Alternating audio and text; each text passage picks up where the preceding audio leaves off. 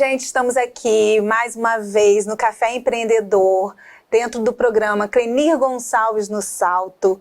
E hoje eu vou receber uma pessoa que cuida da nossa visão, cuida dos nossos olhos e vai dizer o diferencial dele, porque muitas vezes a gente conhece algumas coisas e acha que a gente conhece tudo, mas não. Foi uma surpresa para mim e eu tenho certeza que vai ser uma surpresa positiva para você aí de casa.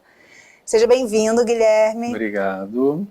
Gente, para quem não me conhece, eu sou o Carlos Guilherme, sou optometrista comportamental, faço avaliação do processamento visual, que é bem diferente do exame de vista que vocês conhecem. Eu ia te perguntar exatamente isso. Você é optometrista, né? Isso, optometrista com a especialidade, né? Com a especialização da área da comportamental. Comportamental. E eu vivo falando muito, as pessoas que me conhecem sabem o quanto eu valorizo o estudo do comportamento humano, e principalmente vindo da visão, né? Que você estava me explicando aqui nos bastidores um pouquinho como funciona, porque a gente quando fala de exame de vista, a gente fala, vou levar no oftalmo. Isso, né? São dois profissionais, né? Isso. Aí eu queria que você trouxesse um pouquinho essa visão diferenciada. Eu sei que a sua profissão já foi regulamentada, o STF também, né? Uma decisão da STF em 2021, né? Para quem tem um nível superior, podemos atuar livremente aqui pelo Brasil, montar o consultório todo legalizado, com vigilância sanitária, com toda a documentação ok. Para quem só tem nível superior, tá, gente? Entendi. Então, a pessoa que tem nível superior, ela vai fazer toda essa especialização, né? Isso. E aí buscar...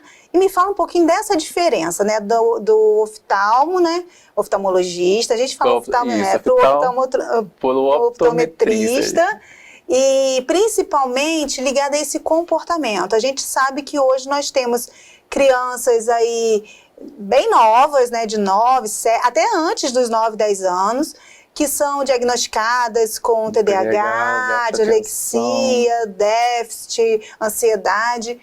E você estava me explicando que às vezes isso tem muito a ver com a visão. Explica um pouquinho essa diferença. Qual a diferença? Por que um oftalmo às vezes não fala sobre isso e você, com sua especialização, você consegue diagnosticar? Vamos lá. O oftalmologista, quando vocês vão ao oftalmologista, ele vai com o intuito de examinar o paciente e tentar identificar se tem alguma doença ocular. E, em contrapartida, vai fazer a correção da acuidade visual. Se tem doenças oculares, ele vai tratar medicamento ou qualquer procedimento. E, em contrapartida, ele não enxerga bem, vão somente ajustar a acuidade visual. Já o optometrista da área comportamental, que é a minha área, quando o paciente chega até o meu consultório, eu olho para o paciente e quero entender, será que o sistema visual dele está funcionando corretamente?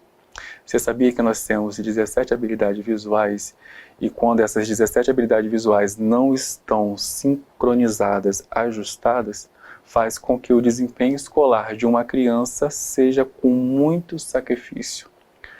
Hoje eu tenho observado vários falsos positivos, tá? Vou falar olhando para a câmera, vários falsos positivos de TDAH, dislexia e déficit de atenção, sem ao menos ter passado por uma avaliação do sistema visual. Muitos só conhecem a acuidade visual. Gente, a acuidade visual, ver bem de longe, ver bem de perto, tá ótimo. Mas dentro do meu consultório, Érica, eu consigo identificar se a criança tem dificuldade de concentração. Como assim dificuldade de concentração? Se a visão preferencial da criança é a visão central, que nós temos dois campos de visão, campo de visão central, que é a visão do aprendizado, que é onde a criança aprende olhando para o professor, reduziu a visão e olhou para perto. E o campo de visão periférico, que tem que ser visão secundária.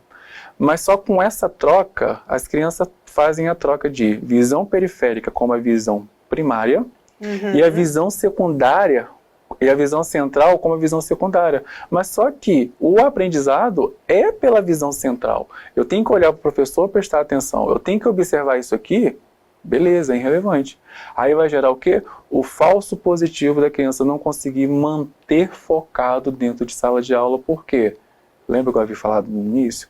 Nós temos 17 habilidades visuais, e essas 17 habilidades visuais elas precisam serem testadas, metrificado, poder saber se o bom funcionamento do sistema visual está funcionando corretamente.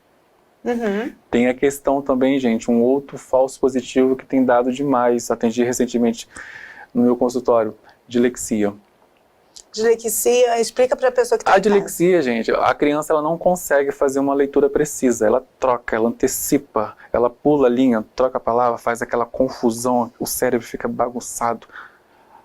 A criança percebe que não ficou legal, fica frustrado, gera ansiedade.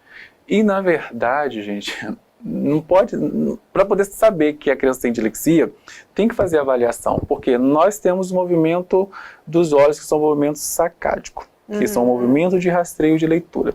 Se esse movimento não está sincronizado, se ele não faz a leitura com precisão, os dois olhos funcionando corretamente, vai gerar um falso positivo para a dilexia. Aí a criança recebe o título de atenção, não consegue ficar quieto, não gosta de ler, não consegue estudar. O estudo para ele é chato, mas na verdade não é que ele tem não é dilexo, é porque simplesmente o sistema visual não está organizado. Tem aquela criança também que precisa ler 2 vezes para poder processar. Movimento de convergência, gente, convergência olhando para longe, divergência, convergência para perto. Os dois olhos têm que estar olhando no mesmo ponto do espaço, da mesma leitura, na mesma sintonia. Quando eu tenho os dois olhos trabalhando em conjunto, que é visão binocular, gente, a leitura vai ser com mais fluidez. O entendimento, o processamento daquela informação. Agora, se eu tenho um olho que mantém o foco no espaço e o outro se desvia, a criança precisa ler 2 ou 3 vezes. Aí faz gerar o quê? O rótulo de TDAH, déficit de atenção, dilexo. Percebe que a avaliação visual ela é fundamental? A criança muitas vezes acha que ela é péssima aluna, péssimo aluno. Mexe com tudo, né? O emocional, a autoestima. Agora eu quero falar para você que está em casa, que muitas vezes quer ler, né? Eu amo ler, eu acho que quando a gente para fazer uma leitura mesmo de um livro físico, muitas vezes sai da tela do celular. Eu acredito que a gente se conecta com um outro estímulo.